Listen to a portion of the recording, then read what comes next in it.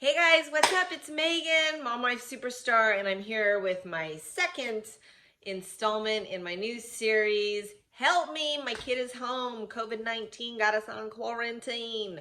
So I'm here to help. Okay, and today I did try to originally film this video with my kids in my natural habitat, surrounded by children, being crawled on, being laughed at, being heckled.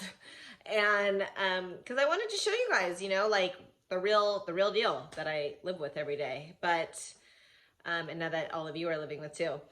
But it was too crazy. It was too chaotic. There was a lot going on, and I feel like the message was kind of lost. So I did a lot of filming, and now I'm going to try again. So I just wanted to tell you a little bit about myself today in case you don't know who I am and this is your first time stopping by. My name is Megan. I have 6 children with my husband. His name is Stacey. Yes, his name is Stacey.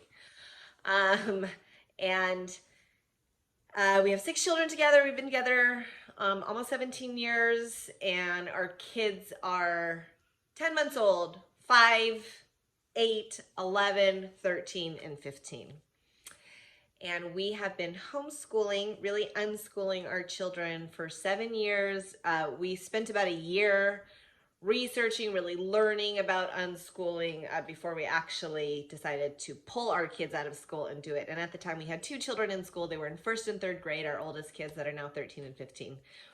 So they were about like 6 and 8 when we took them out of school. And here we are all these years later, still doing it. And it has been quite a journey. And yes, a journey. And a lot of changing and evolving over these past 8 years has happened for my husband, for myself, and just for our family as a whole.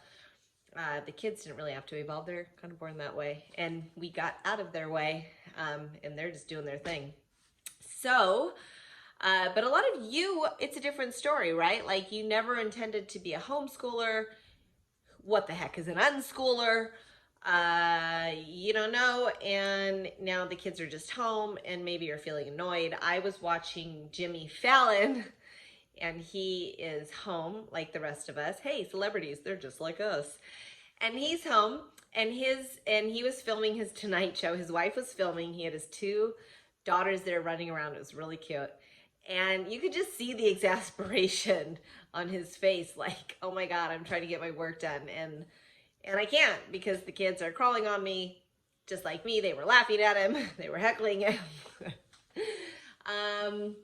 And it made me all the more want to make this video because a lot of you are in the same position. It's just like, what the heck? What are we doing? Online school only lasts for so long. Probably it goes by a lot quicker than those regular school days. So in this video, I want to cover 2 things very importantly, and then, yeah, okay, so let me get to those 2 things. The first thing is your perception of learning. Now, your kids are home, there's nothing you can do about it. You are now a homeschooler. Maybe you'll take the leap of faith and just kind of try this whole unschooling thing for the next couple weeks and see what happens. I know a lot of parents are really concerned about overuse of tech right now. Their kids are just, maybe they're worried that, hey, my kid's on the iPad all day, or if I let him, my kid would do X, Y, Z all day long. And so I encourage you right now to expand your perspective of learning and what learning looks like. Because so many of us have been trained, really indoctrinated into believing that learning only happens in schools. And that is just not true. Learning is happening all the time, everywhere, especially for children. Children, like I mentioned yesterday, we've got this amazing frontal cortex, frontal lobe of our brain, which is primed to learn. It's what it wants to do. We have imagination. Like I said yesterday, adaptability, playfulness. These are things that really separate us from our animal friends, especially the imagination. So our children are born inherently with this ability to learn, and they want to learn. You look at a baby. I had Ocean 10 months ago. 10 months ago when he came out, he was kind of like a blob, He had to even learn to breastfeed properly because babies do. They come out with the instinct to nurse, but then sometimes they got to kind of figure out the mechanics of it. And he did. Within 2 weeks of being born, he was able to learn that. And now 10 months later, he's walking. I mean, not walking, almost. He is crawling. He is standing up. He is learning words. He knows what things mean. He's connecting different things. We say something, he connects that it means this or that or whatever. I look at my son who's 15 years old, who has not been in school since he was 8. Now, what he has learned from 8 until now has been tremendous, an exponential learning experience for him. And as an unschooler, one of the principles is that we support their interests, we support the child, and we support what makes them happy. And we really try to serve the highest good and to be our highest self for them. And so right now, we all have this opportunity to really step back from whatever paradigms we're kind of stuck in through life and examine ourselves and the different paradigms that we have around certain things. And this, we're talking about learning. We're talking about education. So now is a great time for you to step back and think about, what is your perception of learning? What is learning to you? What does that mean? Do you believe that it's possible that children can learn away from school? That children, dare I say, learn from playing a video game, learn from watching YouTube. I call it YouTube University because you can go on YouTube and learn anything you want in great detail or very small detail. And that's kind of how learning works, right? We sort of have to sift and sort and pick and choose. And maybe one day I see my kid checking out a video on sewing. And I get all excited. Oh, they're going to sew. They're going to sew. And then they're on to the next thing. Maybe it's painting the next day. And I thought, oh, gee, I thought they were going to stick with that sewing thing. But you know what? That didn't spark an interest for them. And so they moved on. And then, you know, they naturally find something that really resonates and that they want to invest their time in. And now for a lot of you, this is just theory. I have lived the practical version of this. I have seen this. We live in a culture where it's so bad to give up. And so we impress that upon our children. Once you start something, you've got to stick with it. There's no quitting. Is that true though? That's something else you might want to examine. Is that true? Have you ever given up on something and been happy about it? And because it was probably the right choice. It wasn't really what you thought it would be. And so it didn't work out and you changed course. That's called adaptability. And I think it's a good thing. And I think that, you know, we can teach our children that. Yes, sticking with something is also very important, but let it be something that you want to stick with. And let it be something that your children want to stick with. You know, we don't have to force the issue around things that they don't want to do. So that's kind of a much deeper subject. Wasn't really planning to go there. But I just encourage you to challenge yourself during these next few weeks and allow yourself to open your mind to the possibilities of learning, to really connect with your kids. You're going to have to open your mind, most likely, because kids these days are much different than who we were when we were growing up. They have so much more information. They have the World Wide Web. They've got just a higher level of technology all around, and it ain't going anywhere. It's going to only go up, and this world is becoming technologically advanced, rapid speed, and it's only going to keep happening. So maybe instead of coming at it with fear, which a lot of parents and society really impresses upon us that it's something we need to be afraid of, maybe we can embrace it. Sort of ties into this whole COVID-19 thing, doesn't it? Instead of approaching this with fear, maybe we embrace where we're at. I'm not saying we embrace being sick or that we want to embrace people dying or anything like that, but we are where we are right now. We are homebound. We're mostly, all of us are quarantined at home. And it's time to embrace it and to really examine our own belief systems, especially with our kids. If we're with our kids, let's make this a joyous time.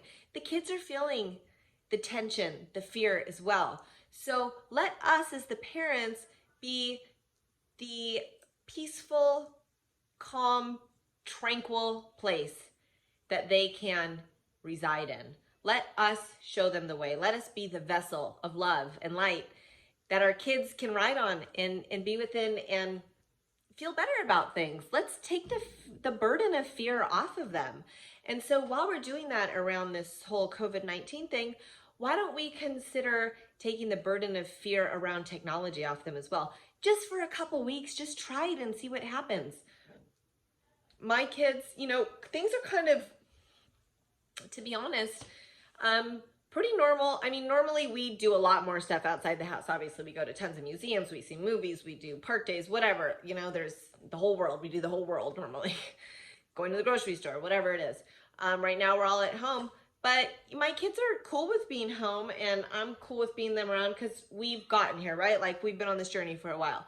But for you, this is new. So maybe this is just a time where you can, instead of trying to control the whole situation, allow yourself not to have to control every moment of your kid's life right now and just be with them, just enjoy them, just breathe out those stressful moments and be the peace and enjoy your children,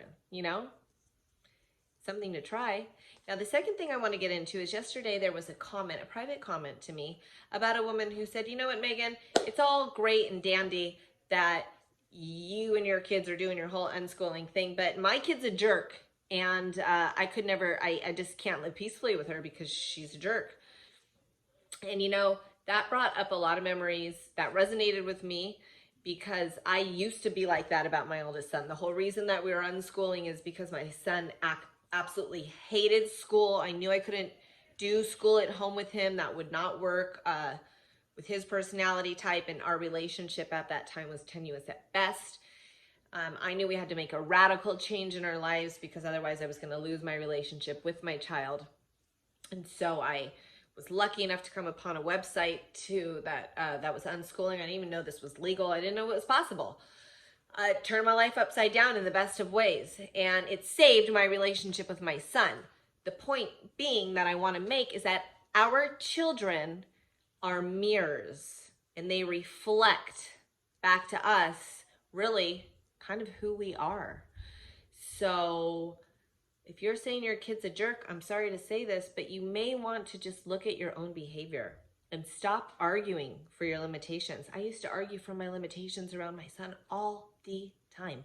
Well, he does this and he does that and but it was never about him. He was a child. It was always about me. And it was always about my response, my reactions, my own programming. We are all subconsciously programmed. And it was so much about my own stuff. It wasn't about him. He was a kid. And so I really had to I was lucky enough at the time to be a part of an online group, a Yahoo group about radical unschooling. And these women were great, and some men in there too. But these people were brave and courageous to always advocate for the child.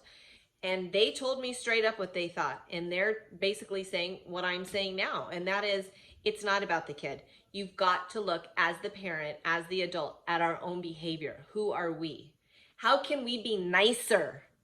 A big principle in unschooling is just being nice to your children, treating them like humans. So maybe over these next few weeks, you can take the time to examine your own behavior, to go inward and reflect. And what are they reflecting to you? So maybe this is a time where you can really change your relationship. Maybe you think your kid's a jerk and you guys have been fighting, but maybe you can just stop fighting. Maybe you can come from a place of yes and change the whole dynamic. Maybe you can come from a place of wanting to please your child and wanting to make them happy, and then find happiness for yourself as you do that. Maybe as you're putting away toys or washing dishes and you're kind of huffing and puffing, oh, break this shit, the kid's making a mess. Maybe you can say instead, you know what? I am so grateful that I have hot water and soap and children in my life, that I get to do this. I get to do this. It is a privilege. Maybe you can just shift your perspective on a few things over the next weeks, ever so slightly, and get a whole new view. It's amazing what a perspective change can do for you. So I encourage all of you to maybe try and shift your perspectives on the things that are tugging at you. Maybe you're feeling a lot of fear about your kids being on their iPads too much, but if you shift your perspective and you think, hey, maybe they're on there learning something, or maybe I can go on their iPads with them and we can have some fun together on Snapchat filters or making TikToks. You know, looking at my Instagram feed yesterday, it warmed my heart because I saw so many parents doing TikToks with their kids as PE. What a creative, amazing idea that is. Dancing for PE. Or, you know, making Snapchats with each other, or learning how to play their games. You know, I learned how to play Roblox a while ago, and I'll tell you, like, it's still, if I didn't have a baby, I'd be playing a lot more Roblox because that game is fun. That whole, like, pizza place, there's all sorts of games within the Roblox server.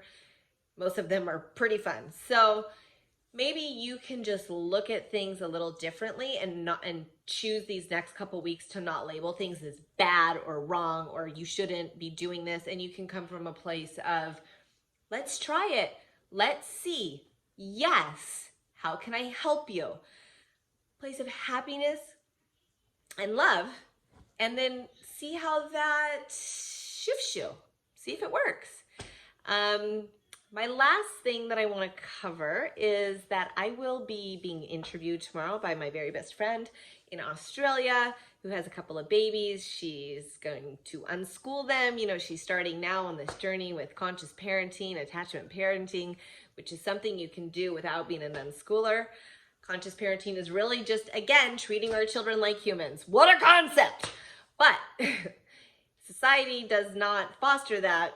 It's starting to shift. So she's going to be interviewing me tomorrow, and she's going to be asking me some questions that some of her friends in her community have about unschooling and what to do with your kids.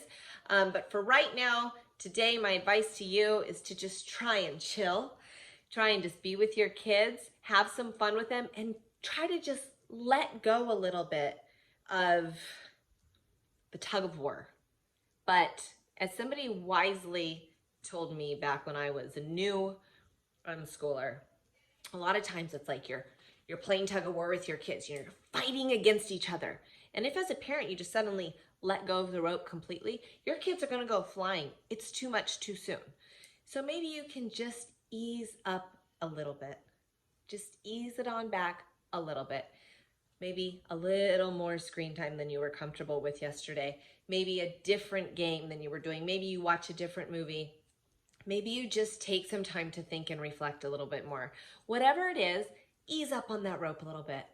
Chill out, breathe, and remember, you want to make your kids feel safe and happy. You know, unschoolers look at the children's happiness. That's my measuring stick. Unschooling looks different in every family because every family is different. And so you can't just, there's no rules. You can't say one thing works for everyone. It doesn't. There are principles.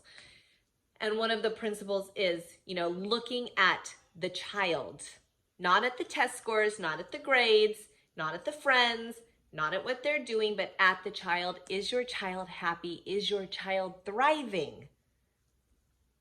Look at that. See where you get. I hope this helps a little bit, and I will see you all tomorrow. Bye. Okay, the last thing that I want to mention is don't forget to subscribe, like, comment, and share this video if you like my channel. If you like it, share it. Comment on it. You know, help sister out. Shaka bra.